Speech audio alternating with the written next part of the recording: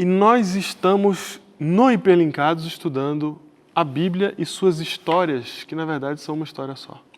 Linkando todas elas. Chamamos isso de? A jornada. Muito bem. E, Júnior, a jornada se trata da gente ver que boa parte da Bíblia são histórias, né? Sim. Uma boa parte mesmo, a maior parte da Bíblia são histórias. São histórias. E a outra parte que não é história são poesias. São poesias. Falando dessas histórias. Falando da história. Ou... Não, o povo cantava a vida. Sim. Cantava a vida. Sim. O povo vivia, né? O povo vivia, cantava, fazia poesia. E uma outra parte é mais conceitual, né? Tem textos no Novo Testamento, principalmente, que são mais conceituais, né? Não só conceituais, mas eles sempre estão lidando com histórias, né? Porque Sim. as cartas de Paulo, elas estão indo para pessoas que estão em contextos específicos, que vivem histórias específicas. Sim, claro. Certo? Claro. Então, mesmo os conceitos que há nas cartas, eles também são partes de uma história. Sim. Correto? E nós estamos aqui ainda no centro de tudo que é Cristo. E no centro de tudo, a gente precisa agora entender mais uma coisa do que Cristo fez. A gente já entendeu que ele restaurou a aliança. Sim. A gente quer aliança, né? Nós...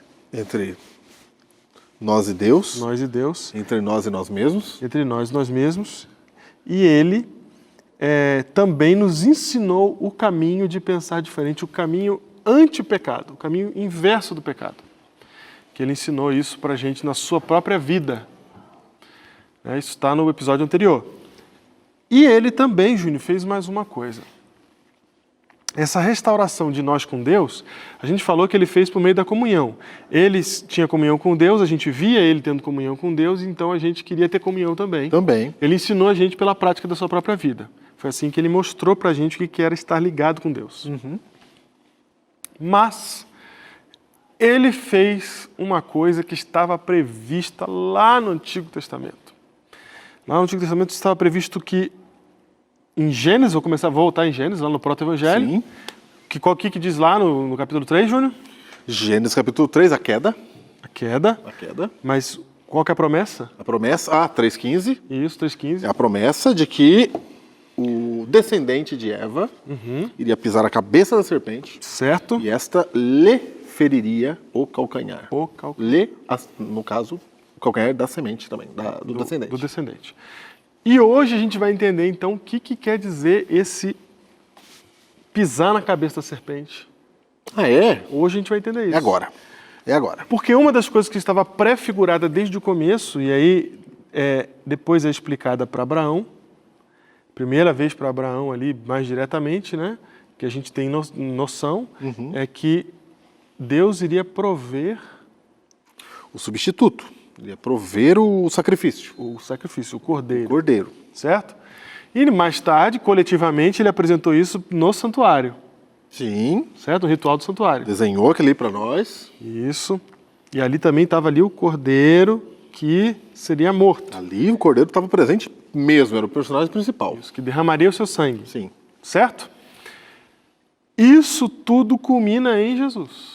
Apontava para Jesus. Apontava em Cristo. Apontava para Jesus. Como é que João Batista, Júnior, apresenta Jesus? Eis o Cordeiro de Deus que tira o pecado do mundo. Não é? Exatamente. Então, esse é o momento. Cumprimento da profecia. Chegou a cumprimento da profecia, a gente já entendeu que ele não vive para ele, e ele nasce na terra, ao contrário de todos nós, num caminho oposto ao nosso, ele nasce na terra para servir, e no final...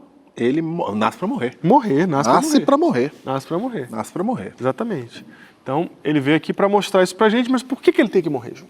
Essa que é a pergunta. Ah, entendi. Por que tem que derramar o sangue do cordeiro? Para quê? Por que quando ele pisa na cabeça da serpente, a serpente pica o seu calcanhar? Porque ele não foi cuidadoso.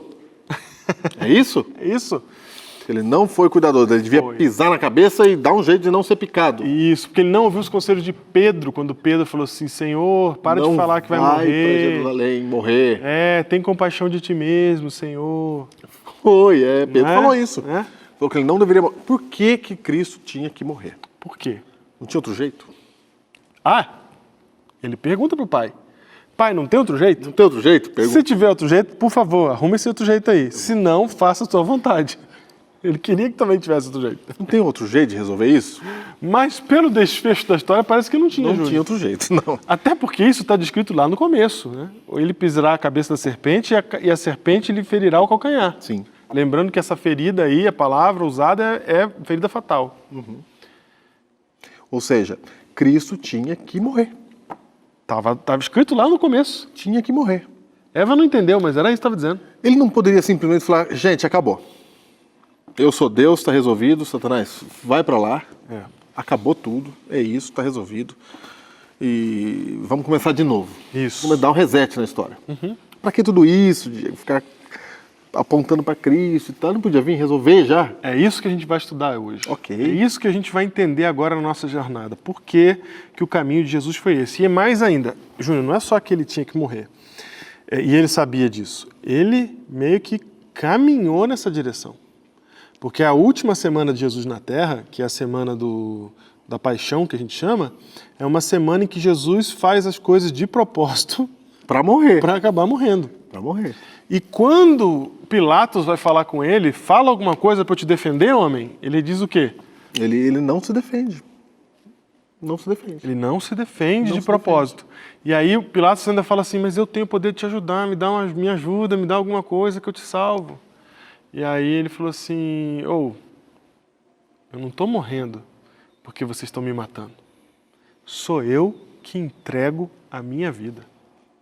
É uma decisão própria e voluntária dele. Voluntário. Ele vai, na Semana da Paixão, você vê claramente os atos de Jesus caminharem em direção à cruz. Ele podia caminhar em direção oposta. Ele podia ir embora dali. Ele podia pregar em outro lugar. Ele podia fazer qualquer outra coisa. Ele podia Mas falar, ele não, vai vai para o ser a único semana. lugar que ele não pode ir, porque ali ele morre. Sim. Né? E ele fala, vai ser essa semana. E ele sabia que ia ser. Sabia que é Tô indo para lá, falou para Pedro. Fala. Tô indo para lá para morrer. Isso. Quando chega na Páscoa, como a gente está falando de Jesus aqui, e estamos citando vários momentos históricos, não dá para a gente abrir texto por texto. Mas se você acompanhar a última semana de Jesus nos Evangelhos, você vai vendo essas coisas. E quando chega a Páscoa que ele vai morrer, exatamente aquela Páscoa, ele fala, ó, chegou a hora de eu morrer para a remissão de muitos. Avisa. Ele avisa, tá tudo certo, tá apontado. É isso. Para os discípulos, Plano entra era aqui e sai aqui. Os discípulos, eles queriam outra coisa. Exatamente. Estava pensando em outro, estava em outro planeta. Isso. Estava em outro mundo.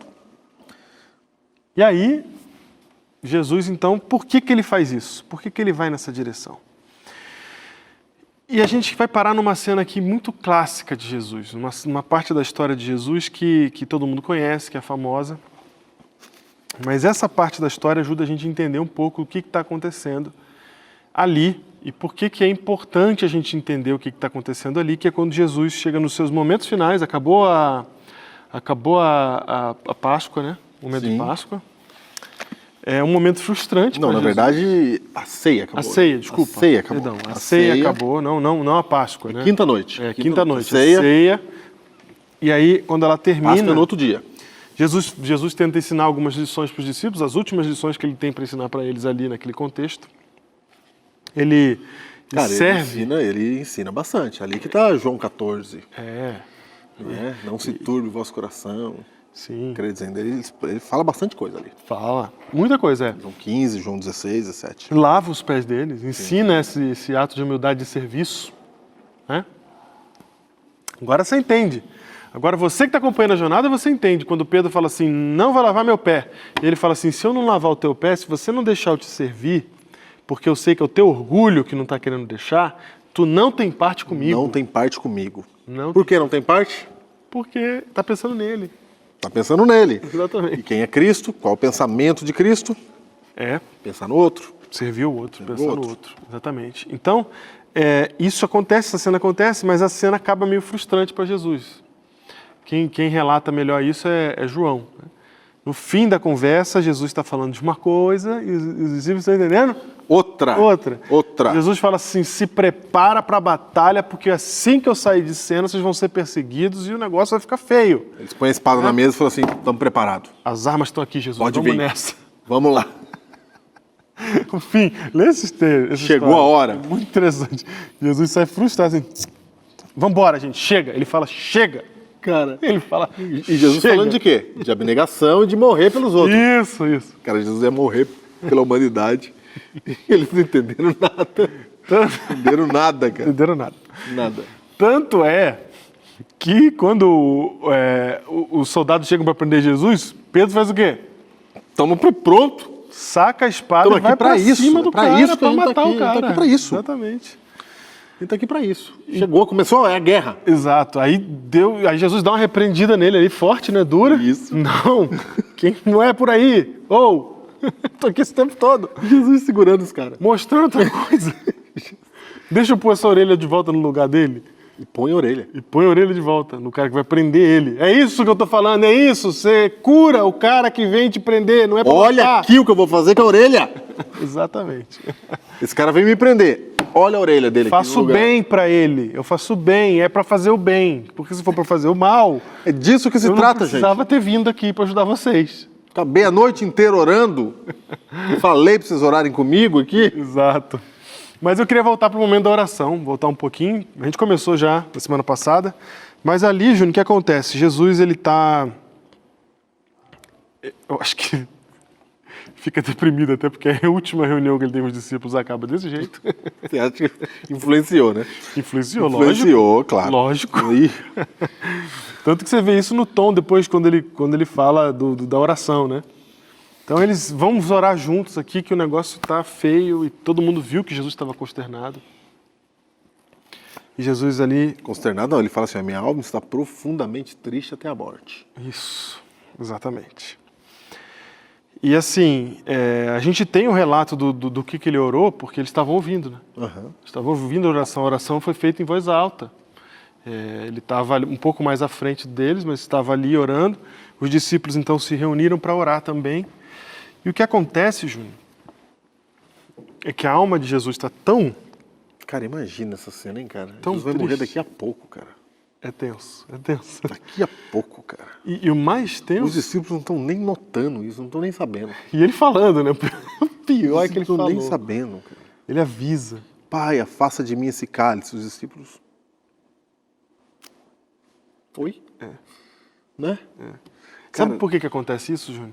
Porque Jesus estava tentando mostrar pra gente uma coisa que estava tão distante que a gente não consegue... não pegava. Não pegar. Não pegava. Não consegue pegar. Que é o que você falou no episódio anterior. Deus está falando de espiritualidade e nós estamos no material. Exato.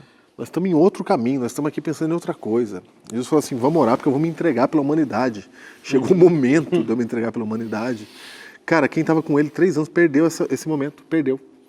As profecias apontavam para isso, estava tudo apontando, como a gente falou aqui, ele ia cumprir a aliança, ele ia fazer tudo, mas eles perdem. Você na sua casa corre o risco de você perder aquilo que Deus tem para você. Porque Deus tem a bênção, ele pode estar falando com você, ele pode já estar aí com a solução, ele pode estar resolvendo, mas você está olhando para o outro lado. E esse é um problema comum, porque a gente olha para o outro lado. A gente olha para o outro lado. E aí eles não estavam vendo o que estava acontecendo de verdade ali. Mas o que estava acontecendo de verdade ali, e cabe aqui a gente mais uma vez falar disso, porque afinal de contas a gente tem feito até agora 5 temporadas falando de coisas da Bíblia, e a gente está tentando fazer uma jornada pela Bíblia inteira. Lógico que a gente vai passar por coisas que a gente já falou. Sim. Né? E uma delas é o que está acontecendo ali, naquela cena. Por que ele está profundamente triste até a morte, Júnior? É porque ele ia morrer? Cara, não é. Sabe por que eu vou dizer que não é? Por quê? Porque depois os mártires do cristianismo, né? Sim. Se você pegar os mártires do cristianismo, eles não estão tristes porque morrem. Se os mártires que não são Deus, Sim. né? Eles estão lá, eu vou testemunhar por Cristo, eu vou morrer por Cristo, e eles iam para a morte com espírito de testemunho. Sim. Imagine Deus. Imagina. Imagine Deus. Se né, dá para fazer assim, se tem condição do homem fazer, por que Deus, quando vem, não conseguiria fazer? Entendeu? Então, É isso? exatamente. Tipo, Deus é mais fraco Deus é mais que fraco. o mártir? Não. Não era esse o problema, tanto que ele já tinha avisado os discípulos que ele ia ressuscitar. Sim, sim. Ele disse para os discípulos assim, ó, na hora que Pedro fala, não vai morrer? Não, vou morrer sim, e vocês também, fica tranquilo, que depois a gente ressuscita. Depois ressuscita todo mundo. Ele não está preocupado com a morte, ele está preocupado com alguma outra coisa, mas que está deixando ele profundamente triste, ao ponto de orar a Deus daquele jeito. Pedir para passar o cálice. E ao ponto de, como narra Lucas, suar sangue. Foi. Transpirar sangue. Foi. Que nível é esse de dor? Ou o que está acontecendo ali, Júnior? O que está acontecendo ali é que Cristo ele iria receber sobre ele a ira de Deus. O que estava acontecendo ali era a separação, pela primeira vez, a Trindade ia se separar. É verdade, é isso mesmo. Bem lembrado. Por causa do pecado. É a única vez na história do universo que a Trindade, que a Trindade se separa. Por isso que na cruz ele vai dizer assim, ó, meu Deus, por que me desamparaste? Então é a primeira vez que esse membro da Trindade aqui, Cristo... É muito tenso. Ele vai receber, o pecado vai estar sobre ele, e a Bíblia diz que o pecado causa a morte. E ele recebe o pecado sobre ele para morrer mesmo. Para morrer mesmo. E ele vai receber sobre ele o castigo que o pecador merece. Isso. E qual é o castigo que o pecador merece? É derramar sem mistura a taça da ira de Deus sobre o pecado.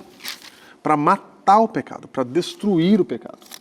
Então, Deus, ele, para resolver o problema do pecado, e como é que se resolve o problema do pecado? É destruindo, é pela morte. Ele assume esse posto, ele mesmo, o próprio Deus, assume esse posto e ele derrama sobre si mesmo a taça de sua ira. Isso.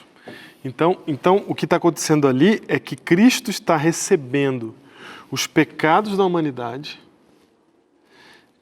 e, com isso, ele está sendo separado daquele que ele nunca se separou. Ele não pode mais estar perto de Deus e tal. É isso. Está sendo separado. Para ser destruído por toda a ira divina acumulada de todos os seres humanos da face da terra, de todos os seus pecados, de todos os tempos. A Bíblia diz que ele se faz maldição ali. Isso. Entendeu? Ou seja, ele recebe a culpa.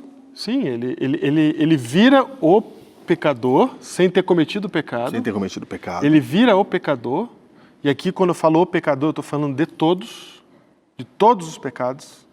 Eu queria parar aqui para você fazer uma reflexão aí. Pensa rápido, porque não faz bem pensar muito nisso, não. Mas pensa rápido aí, nos piores pecados que você consegue imaginar. Aqueles que dá nojo, aqueles que você não consegue nem pronunciar. Jesus virou isso aí. Virou isso aí. Ele vai receber o castigo. Virou isso aí para poder receber o castigo. Receber o castigo. O castigo é a ira de Deus. Então, quando ele fala, Pai, se possível, passa de mim esse cálice, o cálice que ele está se referindo é isso que o Júnior falou, é a ira de Deus que está caindo sobre ele porque os pecados estão sendo depositados sobre ele. E os pecados já começam a ser depositados sobre ele ali, embora ele só vá morrer no dia seguinte. Sim. Mas ali ele já começa a receber, a ver os pecados, a sentir na pele. E isso que a gente está falando está na Bíblia, 2 Coríntios capítulo 5, verso 21. Aquele que não conheceu o pecado, ele o fez pecado por nós, para que nele fôssemos feitos justiça de Deus. Olha aí, ó. Deus falou assim, ó, vou destruir o pecado em mim mesmo. Isso. Para que eu possa, com a minha justiça, salvar o homem. Em mim mesmo eu vou destruir o pecado. Isso. Mas vou receber a ira de Deus. E vou receber como ser humano. Isso. Né? E vou receber como ser humano mais fraco do que Adão. Sim. Eu vou vencer onde Adão perdeu. Onde Adão perdeu, eu vou vencer. E Cristo vem assim, porque Satanás, se ele viesse como Deus, Satanás diz assim, mas é Deus, né? Sim. Mas não, ele vem como ser humano e ele fala assim, ó, eu sou realmente o Cordeiro. Eu sou realmente substituto e eu posso substituir, porque eu estou aqui como ser humano e eu vou receber a ira de Deus. Eu não tenho pecado. Não tenho pecado, mas eu vou receber a ira de Deus. E se ele tivesse pecado, ele teria que receber a ira de Deus mesmo. Aí teria mesmo, Mas como ele não tinha pecado, ele ia ser morto por uma coisa que ele não merecia. E aí Deus ele se entrega, ele morre e todos os pecados estão sobre ele. Deus vai aniquilar o pecado ali. Deus vai vencer o pecado ali. Ah, muito importante isso. Ele vai vencer o pecado naquele ato. Naquele ato, ele vai vencer. Acabou. Acabou de uma vez por todas. De uma vez por todas. Porque Cristo, ele é o segundo Adão. Ele não veio vencer cada pecado de todo mundo. Ele veio vencer o pecado em essência. Né? Ele veio ser, onde Adão falhou, ele veio vencer.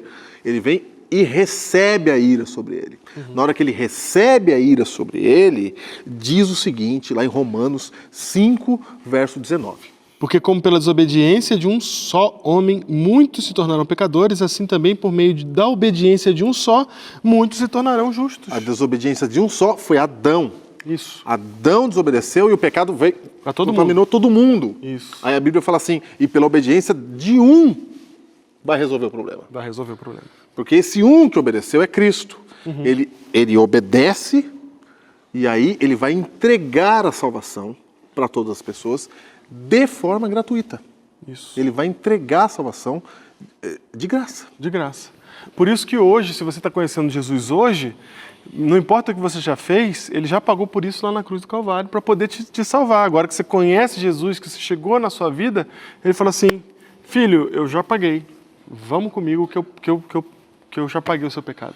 E a salvação não é pelo que você faz. Isso não quer dizer, dá para pagar. Isso não quer dizer também que está todo mundo perdoado. Porque é preciso aceitar esse perdão. Claro. Que a gente vai falar no próximo episódio. Claro. Tá? Claro. Mas o pecado foi... a salvação do pecado foi disponibilizada para quantos? Para todos. Todo mundo. Não, ali ele resolve o problema do universo. Ali ele deixa de ser tirano. É por ali isso. ele não é mais tirano, a acusação de que ele era tirano, dele fazia a sua vontade dele, que ele não deixava saída, que ele queria as coisas do jeito dele. Ele resolve tudo ali. Pisando a cabeça da serpente. Ele resolve tudo ali. Isso é pisar a cabeça da serpente, porque ele está resolvendo todas as questões que a serpente levantou lá atrás, ele está resolvendo agora e está deixando ela sem argumentos. Não há mais argumento para o universo. Ele, o nosso Deus, passa a ser realmente sem mácula. Não, ele nunca teve mácula, mas não tem mais dúvida no universo. Sim. De quem ele é, porque ele fez tudo por quem não merecia. Isso, amou até a morte. Ele amou até a morte, então não tem como você falar que ele... Não tem nada depois disso. Não tem nada depois disso. Acaba ali.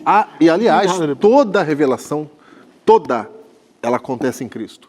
Sim. Tudo que nós precisamos saber sobre Deus, Bíblia, tudo estava naquela pessoa, estava em Cristo. Nada mais será revelado depois de Cristo. Não que a gente tenha entendido toda a revelação. Sim. Não é? A gente não entendeu. Mas tudo estava em Cristo ali. Então ali Cristo estava resolvendo o problema. Nós vamos passar a eternidade vendo coisas que Cristo resolveu e a gente não tinha visto. Não tinha visto ainda.